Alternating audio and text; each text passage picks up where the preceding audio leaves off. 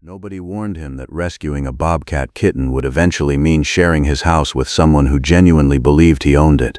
At the time, it seemed simple enough. A frightened orphan too young to survive alone, found in a situation where walking away wasn't really an option. What came next, nobody could have predicted. Not the behavior, not the attachment, and certainly not the morning that would make the whole family question whether this animal had ever truly understood what he was.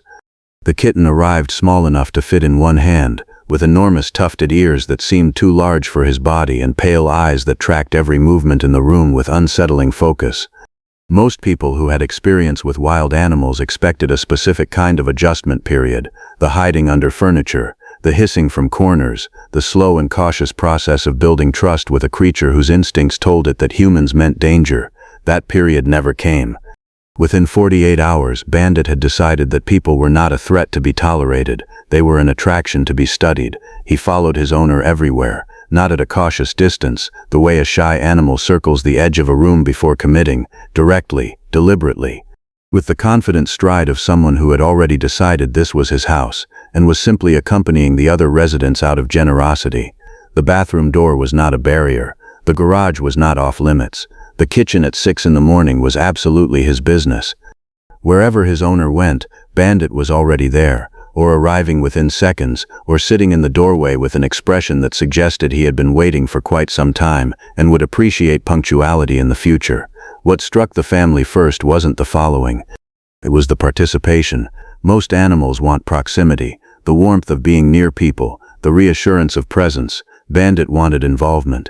If his owner sat down to read, Bandit sat down beside him, occasionally glancing at the pages as though checking for anything relevant. If someone stretched out on the couch after a long day, Bandit jumped up and arranged himself in a nearly identical position, mirroring the posture with a precision that felt less like coincidence and more like conscious effort.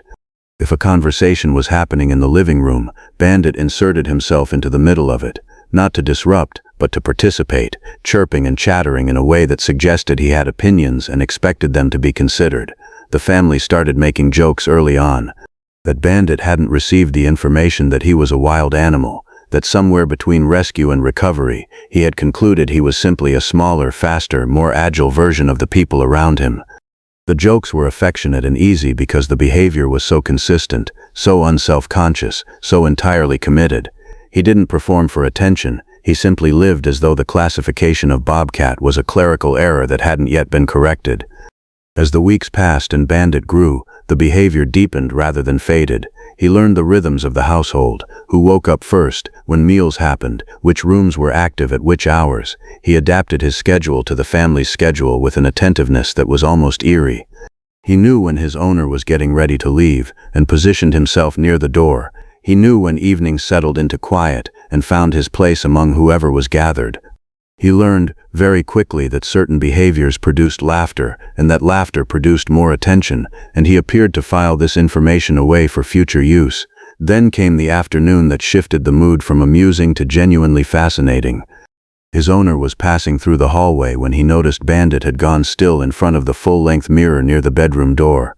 Not the alert stillness of an animal that has spotted something threatening, no raised hackles, no defensive posture, something quieter than that.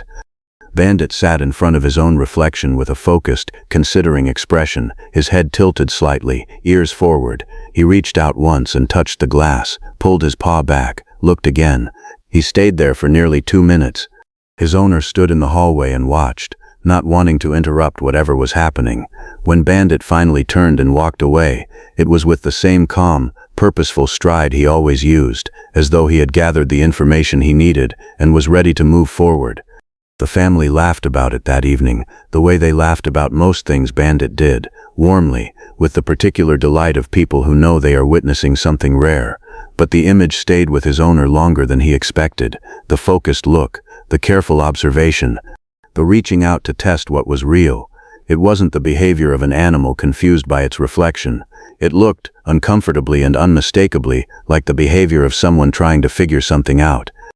Nobody in the family could pinpoint exactly when the mimicking shifted from occasional coincidence to deliberate strategy. It happened gradually, the way most remarkable things do, one small moment layering onto the next until the pattern became impossible to ignore.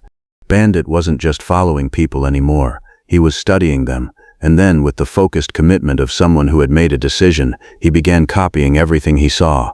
When his owner stretched in the morning, arms overhead and back arching after a night of sleep, Bandit stretched beside him, front paws extended, spine curving in a long, unhurried pull that mirrored the movement with startling accuracy. When someone settled onto the couch for an evening, Bandit arrived within minutes and arranged himself in an identical posture, legs out, body relaxed, expression suggesting he too had earned this rest. At family gatherings in the living room, he didn't sit at the edges.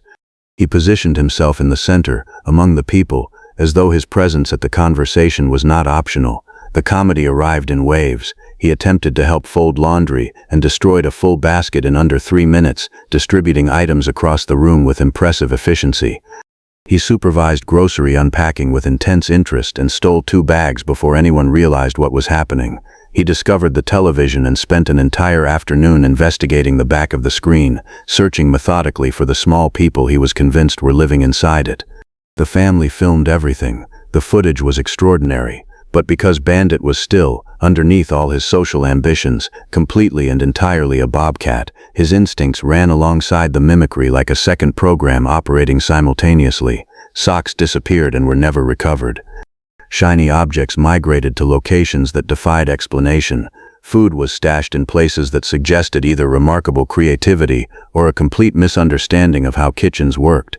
And at some hour between midnight and 3 in the morning, on a schedule that appeared random but was probably deliberate, Bandit conducted what the family came to call the zoomies, a full-speed circuit of the entire house that announced itself with a sound like furniture rearranging and ended in abrupt, complete silence. They laughed constantly. They also cleaned constantly. The 2 activities became inseparable. Then one morning, pouring his first cup of coffee, his owner noticed Bandit sitting in the kitchen doorway, not playing, not looking for food, simply watching, following each movement with the careful, unhurried attention of someone memorizing a process. His owner thought nothing of it that day. The next morning, Bandit was in the same spot, and the morning after that, every detail, every step, every routine, recorded. Something was being planned. His owner couldn't have explained exactly how he knew. It was more instinct than evidence, the quiet unease of someone who has lived with an unpredictable presence long enough to recognize when the energy in the house has shifted. Bandit wasn't conducting his usual chaos. He was calm, observational, deliberate in a way that felt entirely different from his normal behavior, and somehow more unsettling because of it. He appeared in doorways and stayed there, watching. He positioned himself on countertops and window ledges with a stillness that was out of character, tracking movement through rooms with the focused patience of someone running calculations. The zoomies stopped. The sock disappearances paused. Even the television investigation was temporarily suspended. Whatever Bandit was working on, it had his full attention. Then the kitchen began changing. It started small enough that nobody connected the incidents immediately. A dining chair was found pulled slightly away from the table one morning, not far, just enough to notice.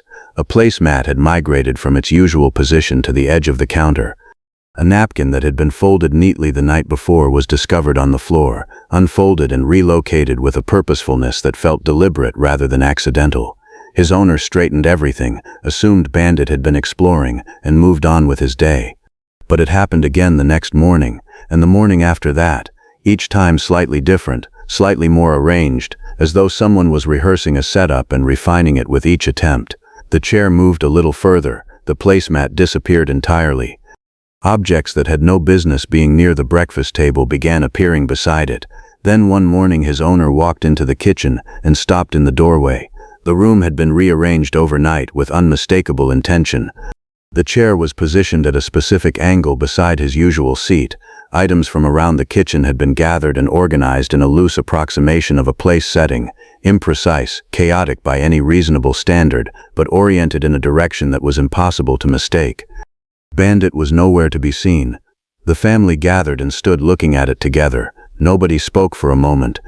Then everyone started laughing at once, the helpless, disbelieving laughter of people confronted with something that is both completely absurd and somehow entirely logical given everything that had come before it. They took photographs, they debated explanations, they laughed again. But underneath the laughter his owner felt something quieter settling in. Bandit hadn't done this randomly. He had watched, and planned and prepared, for what exactly remained unclear, until the following morning answered the question completely. He woke up to silence. Not the comfortable silence of an early morning before the house stirs, the specific weighted silence that every person who has ever lived with Bandit had learned to recognize immediately, the kind that meant something was already happening and had been happening for a while without supervision. He moved through the hallway and stopped at the kitchen doorway. Bandit was sitting beside the dining chair he had dragged into position the night before, not on the floor beside it, not on the counter nearby. Sitting next to it, upright, with the composed and patient expression of someone who had arrived early for an appointment and was prepared to wait as long as necessary. When his owner stepped into the room, Bandit's eyes tracked him without urgency. He didn't move. He simply waited, with a dignity that was both completely ridiculous and somehow entirely serious. His owner sat down. Bandit climbed onto the neighboring chair. The family, filtering into the kitchen one by one over the next few minutes, stopped in the doorway exactly as he had, each one going still, taking in the scene, and then pressing a hand over their mouth to keep the laughter quiet enough not to break whatever was unfolding. Then the performance began. Bandit leaned forward when his owner leaned forward. He inspected the coffee cup with focused attention, sniffing the rim and pulling back with an expression of concentrated evaluation. He watched the movement of utensils with the intensity of someone learning a skill they intended to master. He reached toward the plate with one careful paw, reconsidered, and repositioned himself on the chair with great seriousness. For nearly 30 seconds, the entire kitchen was silent except for the sounds of breakfast and the sight of a bobcat conducting himself with the composed ambition of someone determined to get this right. Then instinct arrived, as it always did, and settled the matter.